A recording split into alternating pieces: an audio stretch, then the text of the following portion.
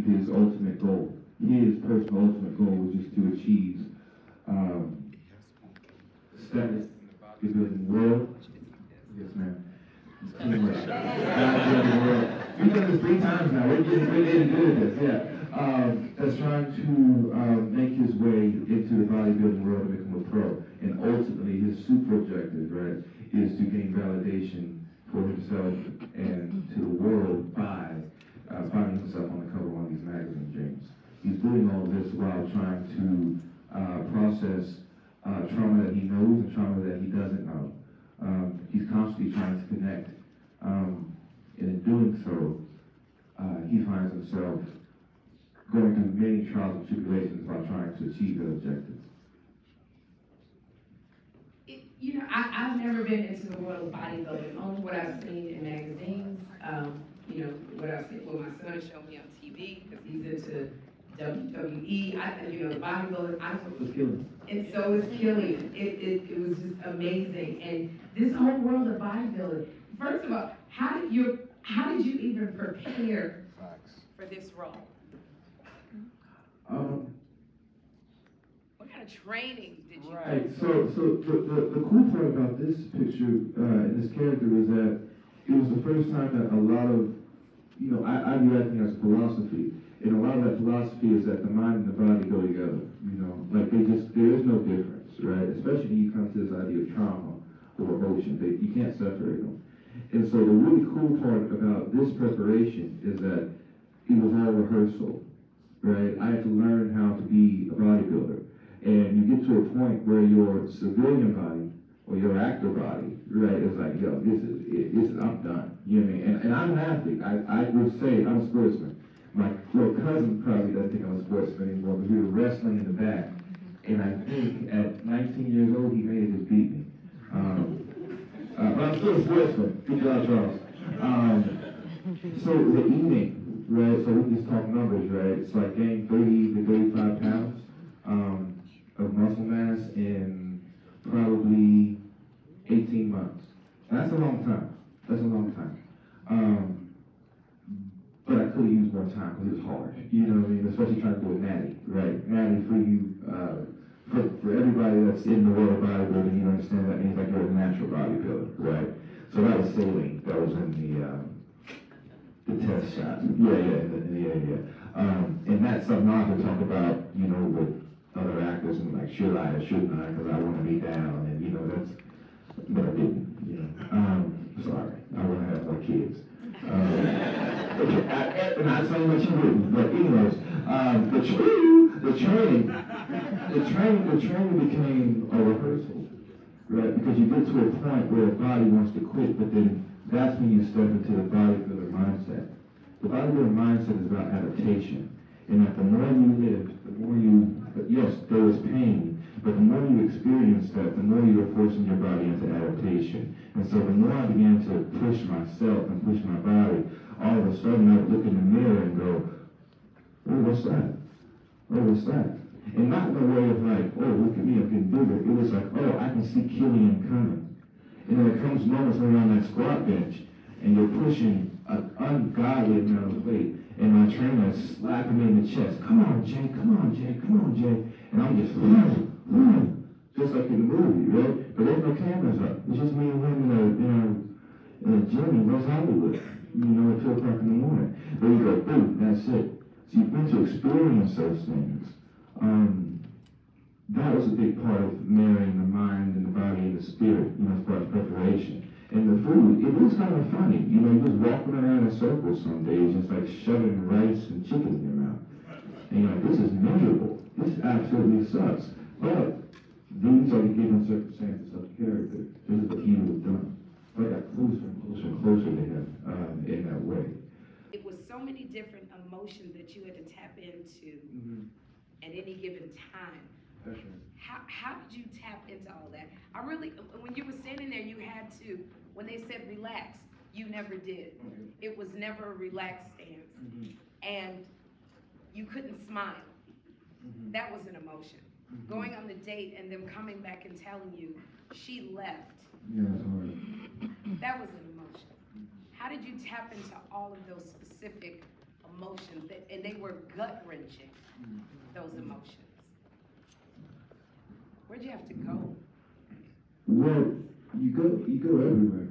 You know, there are times when I'm working, and relaxation is key, right? Because without relaxation of the instrument, the character can't go there, right? I devoted myself to him, and whatever he needed to feel, whatever he needed to express, I was hoping to do that for him. So I gave him all of my history. I gave him all of my hurt. I gave him all of my joy, all of my needs. I know what it feels like to want to live by any means necessary. There were times when I would cuff my foot if something tried to stop me from getting to this audition. You know, to stop me from rehearsing something. You know, that type of drive, that type of love, you know, that was a big part of it. He was an open heart. And that child metaphor, that 9-year-old angel that's screaming, looking for a place to land, you just kind of look, and it's, I don't want to get too technical, but when you look at something, you see what it can give you. And when I looked over at, Paw, he was my protector. I couldn't let him down. And so when he asked me, they can knock me down and knock me down and knock me down. Well, I understand that in my life. And it was healing to say it, but it had to hurt first. The love he has for bodybuilding, well, I have that love for acting, And then the need to connect, like, I know exactly what that is like, being the transfer art kid, football player, and dance in a public school in Texas. Lord have mercy. You know what I mean? Like to lean into all of those places where I was awkward, I was unknown, in some places felt unlovable, and confused. A lot of what you see up there is him being confused. What is happening?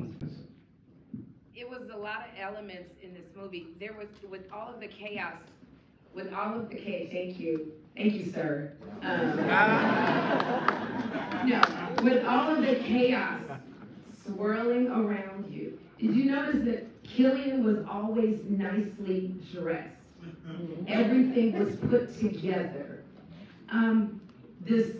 The music that you listen to in the car. I don't know what kind of devil music that was. The scoring, the way that it was shot, like it all came together. The bleakness. How did that all work together? Thank you, ma'am. Thank you, Sherri. It was a great collaboration between myself and Eliza Bynum, where I'm very forward with my work and with my preparation. There is the invisible work, but it's like, I'm listening to this, like, I began to like that music. Because the way the music jumps around is very, it parallels the way Killian jumps around, right? Really hard metal music. And it's like, what is that? Dun, dun, dun, dun, dun, dun, dun. The chaos in it, that was gnarly, right? But it's only distracting to you if you're not feeling that way. But he's feeling that way. That comforts him. And then you have the beautiful moment that I think is beautiful, when he's in the club and he's playing, and that song plays. And that song, Big Up to Eliza, was literally the song I played on playback because we hadn't chosen one yet. So I played that song, Cigarettes, and was dancing around to that. And he just agreed with it, because at that point we had like a mind meld. We were on the exact same page about everything. He was saying left and I was already there. I was thinking right and the camera was already there. So, he's just a genius. He's just a genius. Look out. A lot of fun. I really hope everybody takes away this the understanding of the superpower we all have as human beings, right? The healing power we all have as human beings, just to connect. Like, it is day and night if you don't connect. Here's an anecdote for you. So there was an experiment that was done with a bunch of children, babies, newborns. Maybe some of you heard this. And they were in a nursery. And they were fed, they would feed them, they would change their clothes. But this particular group of children were not allowed any touch. No eye contact. You couldn't look at, you couldn't cradle them. You could just feed them and clean them. Needless to say, this experiment ended because 2 weeks into this process, they were losing children. Because children need touch. They need connection. They need kindness. They need love, right? They need that. Humans need humans. That's what I would say I hope people walk away from with this. Regardless of how the other person looks, sounds, dresses, is built, people need people. That is how we save each other. So hopefully, there's a lot of women, but hopefully if you could take one thing from it, I would say take that. Yeah, hold that. I wanted to ask if you could touch on the character and his experience with his race and how that is important in the story and how that adds another layer to his struggles. Could you touch on that, please? Interesting things about that is, that's a great question. Is that Killian, let's talk specifically with the counselor, right? Incredible performance from her. But what he's dealing with there is, look, every therapist is a great therapist. Everything can help, but there are certain situations, for Killian specifically, right? There is no question that his race was a huge component of how he was moving through the world. It is for everybody, right? Every race has their own thing to deal with, but specifically as black men, right? Especially as large black men, there is a certain there's a stereotype, right? Scary black man, right? Big scary black man. I mean, this may not be you may not want to hear this answer, but I gotta say the answer, right? Like, the answer is, I just go, right? I just go. As soon as, I like that. I like the idea of like, okay, we're gonna go here, and then we're gonna go here. It reminds me of drama school. Specifically, it reminds me of clown, right? So, in all of my training, I feel like I'm teaching. I'm sorry, you know, but in my training, like, clown is such a big thing. And what is clown? Clown is everybody's 9-year-old unsocialized angel, right? My daughter's 12 years old. I got a nephew that's like 8. I watch these crazy people, right, go up, down, left, right, boom, like that, right? That's the beauty of being an actor, right? Where you can, if you cook it right, if you invest in it right, if you give yourself to it, if you spend those late nights, if you go back and you think about that really hard thing, and you put that on the page, you put that on the screen, you can just move, right? You can just move, just be present, you know? So, yeah, there's preparation. Like, for instance, I'm doing this scene, I've got my, I know how I always know how it starts. I never know how it finishes, but I know how it starts. This is what's being called for. And so if I got that in the morning, and I got lunch, and I got this, I know, okay, cool. If I got this in the morning, it's supposed to be jolly and drive forward, right? The angel of ecstasy, joy. I'm gonna be running with that in the morning, right? And that's another emotion. Once you open it up, it's like a horror film. You watch a horror film, you're like, oh my God, I'm terrified. And then you're laughing. And you're scared again. Then you're angry. Then you're sad, right? All these things happen when you genuinely like the pilot of your humanity, you know, and play the given circumstance. Are you an actor? Yeah, I'm talking right to you. Like, that's how you can do it. You know, it won't hit every time where you want it to at first, but you practice it, right? We as human beings and we as actors can never show ourselves off. You do yourself and everybody around you a disservice, right? So in acting, with Killian, it's the same thing. You know, I put it all on paper, I pray to God, oh Lord, please let this work. You know, please let this work. You know what I mean? I relax, and I go. I mean, there's no magic to it. It's just working God. And God is bigger than magic. Because we gotta let Mr. Majors is spending his honeymoon. He and his wife with us right now.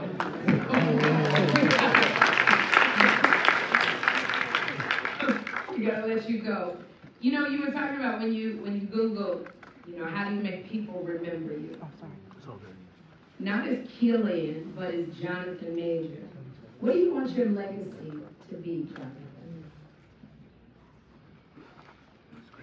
You see, as you say, the best for last. The biggest one for last. You go.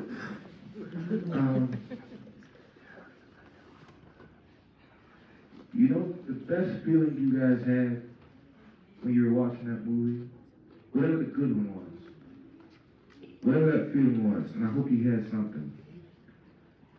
That's it. I just want people to walk around with that, just that feeling of something is possible, you know? I can do something.